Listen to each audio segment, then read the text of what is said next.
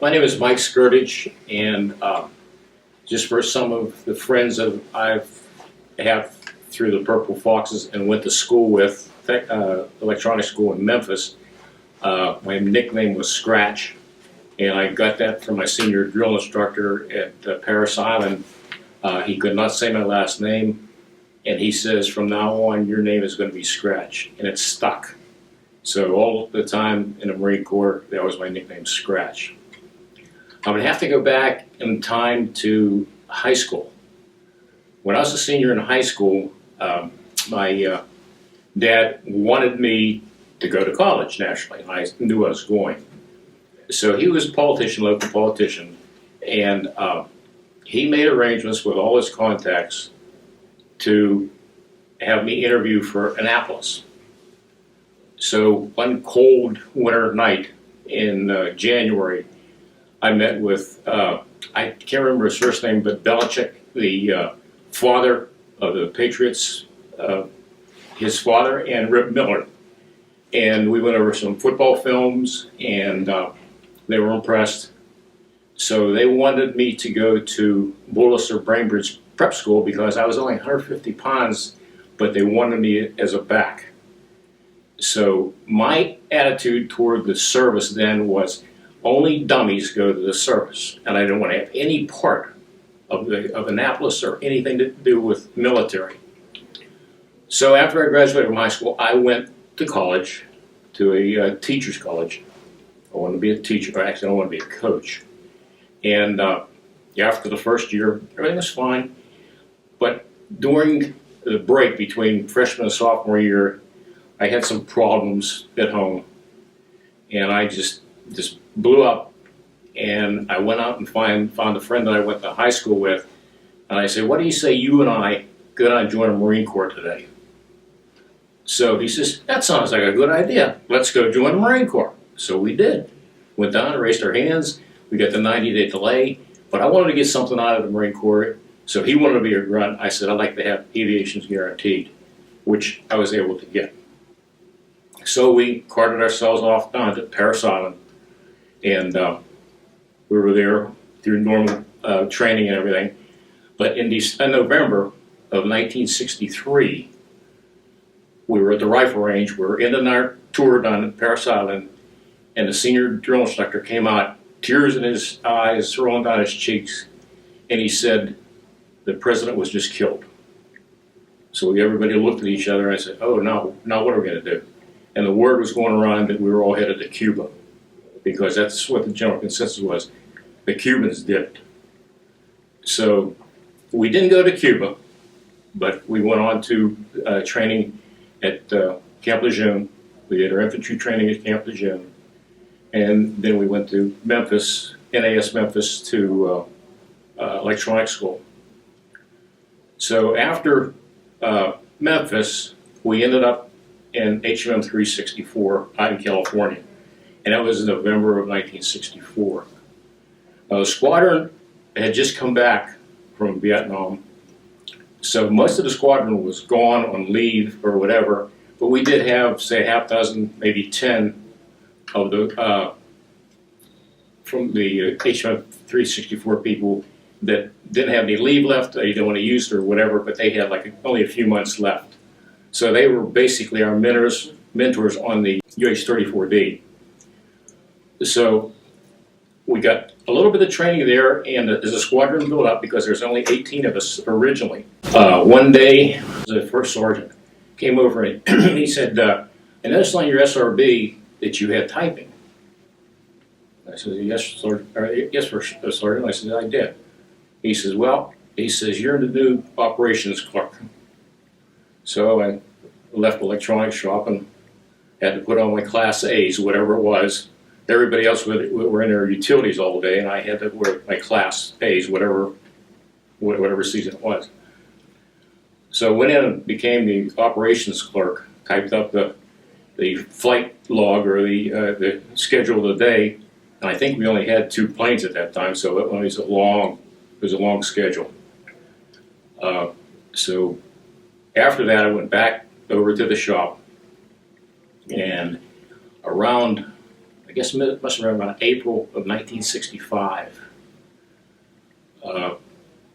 Something was going on in the squadron. Like they were putting machine gun mounts on the UH-34s. They put the oil pan cooler metal underneath the oil coolers. And he says, something's going on. So that's when we found out that, yeah, we were going to Vietnam. So we packed up the squadron, and in August of '65, headed down to Long Beach and got on the ship. So we spent, I guess, probably about 18 days on ship going over. Got over to Vietnam at the end of August, and they didn't have enough grunts to protect the landing zone that we were going into, which was nothing but jungle and a road. So they decided that they were going to make a provisional rifle company out of us Airedales. Because in boot camp we were told, you're always a rifleman no matter what. So we became the first provisional rifle company. So we took the helicopter's vertical envelopment into the zone, locked and loaded, and our bird, when it landed, it was coming down, and I looked out the door, and I saw two little Vietnamese children, one with a guitar on his back, and another little girl waving up at the plane coming down. And I suspected that we were going to take all kind of fire going in there, but there's these two little kids, waving us on. So after we landed, got to the rest of the birds in and the rest of the people, we set up a perimeter guard. And then we were there for about 2 weeks as a perimeter, and then we were shipped down to Chulai, this first provisional rifle company. And I spent about 3 to 4 weeks in a bunker right at the end of the marsh matting at Chulai, watching the A4s try and slide into our bunker, which one did. So after that, we went back to the squadron and started our flying missions and doing different things like that. Another thing, when we got over there, it was the monsoon season. And the boots that we had on our feet were the ones that were issued in boot camp, the hairy ones. And they just rotted off our feet like you wouldn't believe. I mean, the soles would come off, the strings would come on, and everything else. So a lot of us would walk around with duct tape wrapped around our shoes. So after a while, I rode home. I told my dad, please send me a pair of rubber boots. So a couple weeks later in the mail, I got a pair of rubber boots, and I wore those rubber boots until they came out with the shoes, the jungle boots, which had big cleats on them. And well, I'll tell you, once you walk through the mud with those things, it made your feet feel like they're 10 pounds heavier. I'll tell you a little story about the cleats. We were on our way back to the tents one night after working on the planes, and one of these bamboo snakes, chartreuse green, real right, and they're small. This one fellow was walking back with, his name was RB, and he says, I'm going to get that snake. So he tramped on him. So he was going to let him go. So he lifted his foot, and the snake was stuck in the mud and into his shoe. So he's hopping around on one leg with a snake in the air, and he's saying, shoot him, shoot him, shoot him. And we were laughing our ass off because he was like, he was petrified because the snake was on his foot. So after a while, we said, we're not going to shoot. I said, just put your foot down. They got your paperwork, cut his head off. He said, okay, I'll do that. So that's how he survived the snake, the episode with the snake. One of the songs that was going on at that particular time was Nancy Sinatra and These Boots Are Made for Walking. And the flashback was we didn't have boots. We had to do whatever we had to do. Use tape for boots to tape our boots up. So that was almost like an anthem for us. As boots are made for walking. We eventually all got to fly. They didn't have enough second mechanics for the gunner position on the 34s. So those jobs were filled by people out of the shops. If you were corporal or below, you were only allowed to fly every other month. So, but avionics shop, it seemed like everybody that needed a gunner would run into the avionics shop and say, "We need one of you guys, come on." So we went out and flew that particular mission. There's two missions that, you know, I remember quite vividly that's stuck in my mind amongst the other missions I was on. Is one night we were resupplying a hill with mortar shells out of Tam Key. It was dark, foggy. All you could see was the rotating red light on the tail of the helicopter. And all night, for like about 6 hours, we flew mortar shells into this outpost. And you could see all the flashes, the little flashes all around, and we knew we were getting hit and saw the like I said, the flashes. We would set down, and the pilots did a fantastic job because they would fly down and just watch the red rotating light and their gauges. And that's all they had to go by. And so after all these hours of doing this, we finally unloaded all of the mortar shells, got back to Tam Key, and I'll tell you, you want to talk about a breath of relief. Oh, that was a real hairy one right there. And the second, the other one is quite vivid, is we had a hot mission, and we had our strut shot off.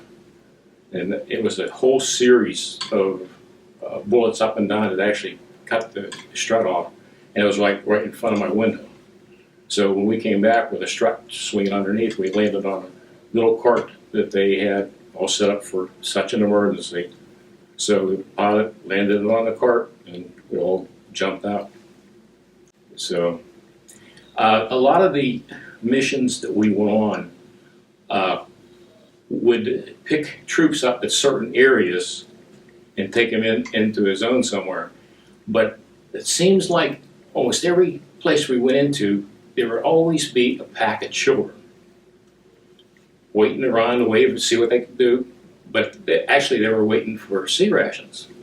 So any of the sea rations that we didn't like, and after months eating sea rations, there's some that you don't like, and you can't change them, like putting ketchup on or any other thing. But we'd save these sea rations and put them in the back of the plane under this little trapdoor, and when we had time, we would give them to the children.